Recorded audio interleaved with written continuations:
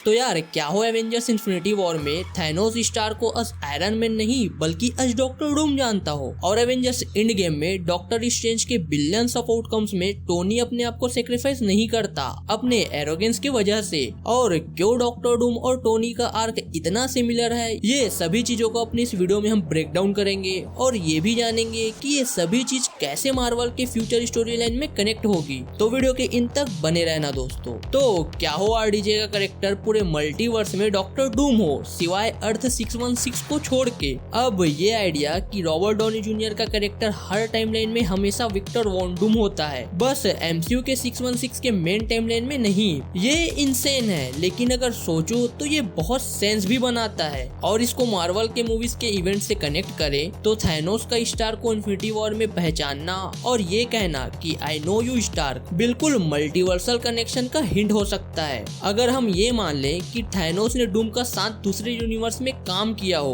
तो ये लॉजिकल है कि वो 616 के स्टार्क में वही माइंड या एसेंस पहचाने। डूम और थैनोस का ओवरलैप है अल्टीमेट कंट्रोल और रियलिटी को रीसेपिंग करना, जो उन दोनों को लगता है ग्रेटर गुड है, जो दोनों को एक जैसा बनाता है। और एवेंजर्स एंड गेम में डॉक्टर स्ट्रेंज का ये कहना कि सिर्फ एक टाइमलाइन ही जीतने की राह दिखाती है, ये अलग लेवल का लगता है। यहाँ क्या पता ये सिर्फ स्टार्क का सेक्रीफाइस नहीं था बल्कि ये स्टार्क का स्पेसिफिक वर्जन था, वो वर्जन जहां डूम की जीनियस और एरोगेंस हीरो आयरन मैन बनने की राह चुनी, ना कि विलन बनने की। क्योंकि डूम कॉमिक्स के सीक्रेट वॉर और टाइम रन्स आउट में इनकर्जन का कारण बनता है, अल्टरनेट यूनिवर्सेस को डिस्ट्रॉय करके एक परफेक्ट यूनिवर्स बनाने के लिए। ये डूम को कैंग और थैनोस के साथ अलाइन करता है, जो दोनों अपने तरीके से मल्टीवर्स को कंट्रोल करना चाहते हैं। आरडीजे का डूम आसानी से दूसरे टाइमलाइन में इनकर्जन का कारण बना, जबकि 616 में वो आयरन मैन के रूप में स्टेबिलिटी के लिए लड़ रहा था। और अगर टोनी स्टार्क का आर्क डूम के आर्क से पैरेलल हो तो अब देखो डूम और स्टार्क में सेम स्पेशलिटी है, ईगो, जीनियस और कंट्रोल का ऑब्सेशन। एमसीयू में टोनी का रिडेम्पशन आर्क एक सेल्फ सैक्रिफाइसिंग हीरो का दिखाया गया। ये रीइमेजिन हो सकता है अस मल्टीवर्स का एनोमली, जहां डूम अपनी यूजुअल सेल्फिश पाथ को फॉलो नहीं करता। और क्या हो एवेंजर्स डूम्सडे में हमें ये पता चले कि कॉमिक की तरह मूवी में टोनी स्टार्क के द्वारा अडॉप्टेड हो, जहां इस थ्योरी में 616 का टोनी स्टार्क असल में विक्टर वॉन डूम है, जो हावर्ड और मेरी स्टार्क के द्वारा अडॉप्ट किया गया था और अपने लेटवेरियन ओरिजिन्स के बारे में अनअवेयर है। ये ट्विस्ट आयरन मैन 2020 आर्क से मिलता है, जहां टोनी अपने आइडेंटिटी पे क्वेश्चंस करता है। और 2015 के सीक्रेट वॉर्स कॉमिक्स में डूम गॉड एम्पेरर डूम बन जाता है, रूलर ऑफ बैटल वर्ल्ड बायोंडर्स की पावर लेकर। ये आइडिया यहाँ बिल्कुल फिट होता है। डूम हर टाइमलाइन में एक यूनिवर्सल कांस्टेंट है। 616 का ट्विस्ट, जहां डूम का एसेंस रोटेट होकर हीरो आयरन मैन बन जाता है, एक एक्सेप्शन है।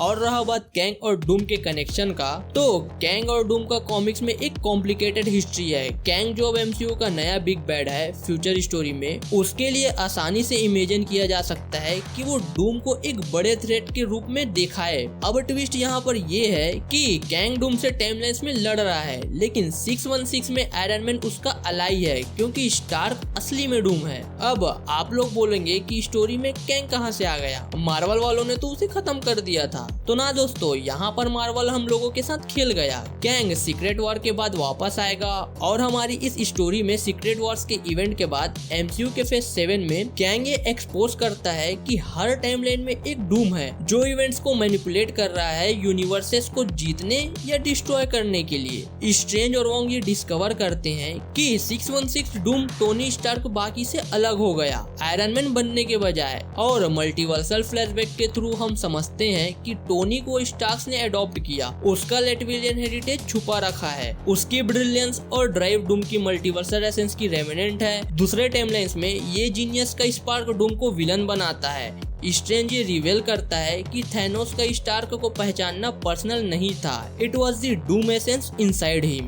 कैंग और नए मल्टीवर्सल एवेंजर्स एक अल्टरनेट यूनिवर्स का विक्टर वॉन डूम से फेस ऑफ करते हैं। ये डूम 616 के स्टार्क को एक चांस देता है अपनी ट्रू आइडेंटिटी को रिक्लेम करे और उसके साथ मिलकर सारे टाइमलाइन को कंट्रोल करे या आयरन मैन के रूप में मर जाए। एक क्लाइमेटिक मूवमेंट में जो एंड गेम को मिरर करता है, टोनी फिर से अपना सेक्रीफाइस करता है, प्रूव करता है कि 616 वो सिंगल टाइमलाइन है जहां डूम सच में हीरो बनने के लिए इवॉल्व होता है और बैटल के बाद 616 यूनिवर्स सेव हो जाता है, लेकिन टोनी की असली आइडेंटिटी की रेमिनेंट्स अभी भी रह जाते हैं। एक पोस्ट क्रेडिट सीन दिखता है जहां एक यंग विक्टर वॉन डूम दूसरे टाइमलाइन से 616 में आता है, जो असली डूम के राइज का हिंट देता है। अब आपका सवाल होगा कि मुझे ये क्यों लगता है कि मेरी ये थ्योरी वर्क करेगी, तो मेरा जवाब है कि टोनी स्टार का आर्क ऑलरेडी डूम के आर्क से सिमिलर है। एक जीनियस जो ईगो से करप्ट हो गया है, लेकिन ये थ्योरी उसे और गहरा बना देती है, टोनी को लिटरली डूम का एनोमली बनाकर। ये थ्योरी मार्वल के ऑनगोइंग मल्टीवर्स सागा में फिट होती है। ये